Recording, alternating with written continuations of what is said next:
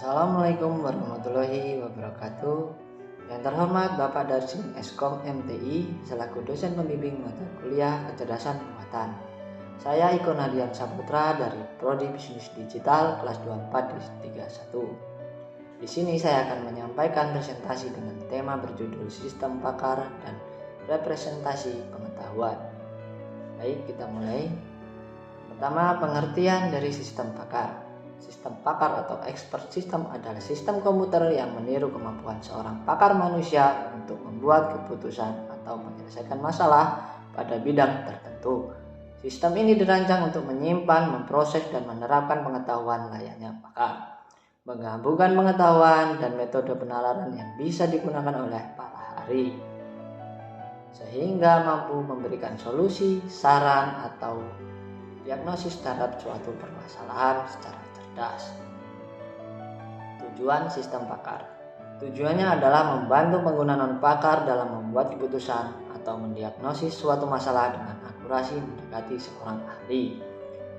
Jadi, tujuan utama dari sistem pakar dapat kita simpulkan guna meningkatkan efisiensi dan efektivitas dalam menyelesaikan masalah yang biasanya membutuhkan keahlian khusus, sehingga membantu pengguna non-pakar dalam mengambil keputusan yang kompleks, memberikan diagnosis atau solusi terhadap masalah tertentu dengan tingkat akurasi yang mendekati kemampuan seorang ahli. Komponen sistem pakar. Yang pertama ada basis pengetahuan atau knowledge base. Komponen ini menyimpan fakta-fakta atau aturan-aturan dan pengetahuan pakar yang telah dikumpulkan. Basis pengetahuan merupakan inti dari sistem pakar karena berisi komunikasi yang digunakan untuk menyelesaikan masalah.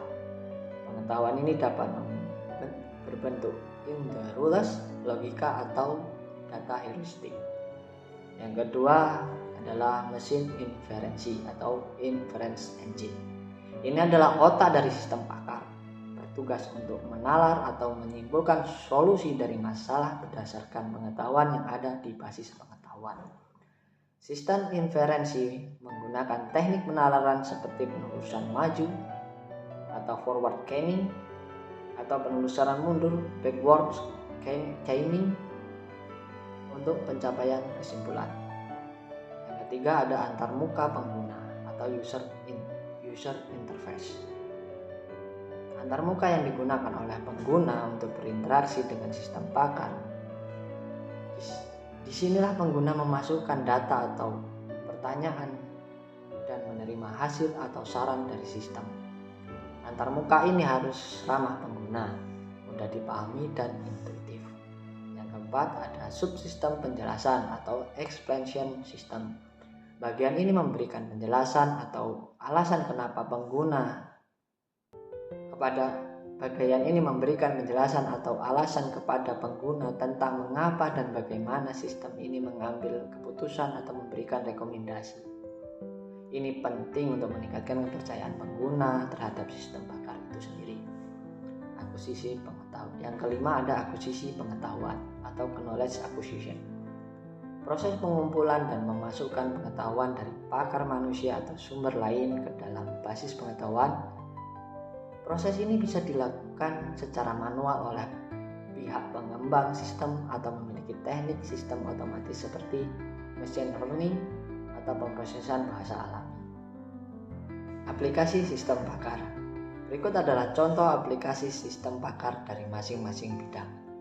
Di bidang kesehatan, contohnya adalah MyGene. Sistem pakar ini digunakan untuk mendiagnosis penyakit, infeksi bakteri, dan merekomendasikan jenis antibiotik yang sesuai.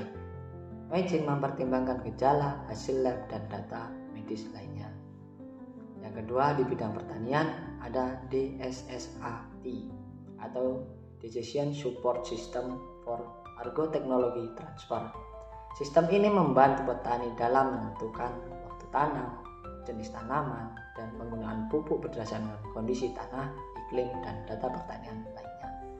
Di bidang teknik ada XCON atau Expert Configurator, dikembangkan oleh Digital Equipment Corporation. Sistem ini digunakan untuk membantu konfigurasi sebuah sistem komputer secara otomatis sesuai kebutuhan teknis pelanggan. Yang keempat ada di bidang pendidikan sistem, atau bisa kita sebut Intelligent Turing System atau ITS.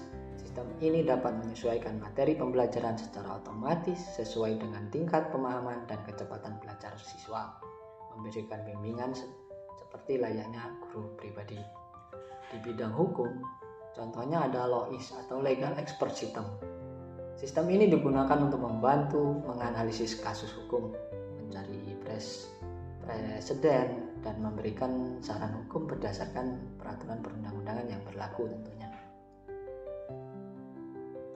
Representasi pengetahuan atau pengertiannya adalah representasi pengetahuan dapat kita jabarkan dan uraikan sebagai suatu metode atau cara dalam menyusun, menyimpan, dan mengorganisasi informasi serta fakta-fakta yang diketahui agar dapat digunakan oleh sistem pakar untuk melakukan pemrosesan data dan pengambilan keputusan. Dalam konteks sistem pakar, pengetahuan yang dimiliki oleh seorang ahli ditransformasikan ke dalam bentuk yang dapat dipahami dan digunakan oleh komputer.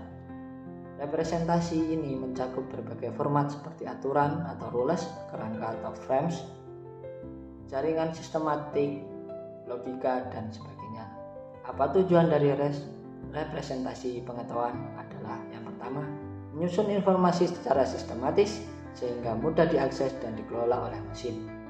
Yang kedua, memungkinkan inferensi atau penalaran otomatis, yaitu sistem bisa menarik kesimpulan baru berdasarkan informasi yang tersedia.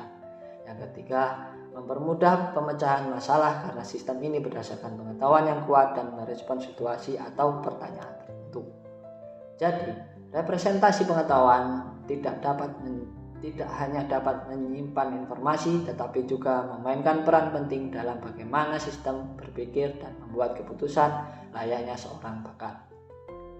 Jenis representasi pengetahuan yang pertama itu adalah frame. Frame adalah representasi pengetahuan yang berbentuk struktur data mirip objek, digunakan untuk menggambarkan situasi, objek, atau konsep secara heuristik. Komponennya terdiri dari slot simbol atau atribut properti dan values atau nilai dari atribut tersebut. Kelebihannya memungkinkan warisan properti atau inheritance dan sangat cocok untuk representasi dunia nyata. Contohnya biasanya adalah frame-nya itu mobil, slot mereknya Toyota, slot warnanya adalah merah, dan slot mesinnya 1500 cc, slot jenisnya sedan. Jadi yang kita tahu adalah mobil sedan Toyota dengan mesin 1500 cc yang biasa kita sebut. Yang kedua ada ontologi atau ontologi ini adalah representasi formal dari sekumpulan konsep dalam suatu domain beserta hubungan antara konsep tersebut. Digunakan dalam web systematics atau sistem pakar AI. Tujuannya untuk berbagi pemahaman antara sistem dan manusia, serta sebagai dasar interoperabilitas data. Komponennya biasanya ada kelas atau konsep entitas, properties, individuals, dan contoh domainnya biasanya adalah hewan atau ontologi yang bisa dimiliki, kelasnya Pisces, mamalia atau aves, dan lain-lain. Relasinya adalah subkelas dari Pisces tersebut atau mamalia tersebut memiliki bagian dari apa. Nah, individunya biasanya akan nyata disebutkan sebagai ikan, gajah, atau burung. Yang ketiga adalah ada logika Fuzzy. Logika Fuzzy adalah metode representasi pengetahuan yang memungkinkan penalaran dengan ketidakpastian atau nilai yang tidak pasti. Dan tidak hanya benar atau salah. Ciri khas nilai kebenaran di antara 0 sampai 1 derajat kebenaran. Digunakan ketika pengetahuan tidak pasti atau tidak bersifat linguistik, seperti tinggi, sedikit, atau panas. Contoh, jika suatu suhu tinggi maka kipas berputar berputar cepat. Tinggi bisa berarti suhu di antara 30 sampai 40 derajat dengan derajat keanggotaan tertentu. Inferensi dalam sistem berbasis pengetahuan.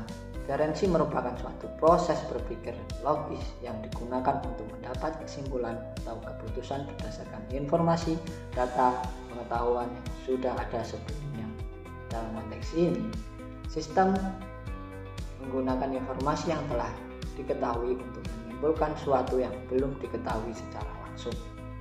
Proses ini penting dalam berbagai bidang seperti logika, kecerdasan buatan, ilmu komputer, dan ilmu pengetahuan, karena memungkinkan pengambilan keputusan atau pemahaman terhadap suatu masalah meskipun tidak semua informasi tersedia secara eksplisit.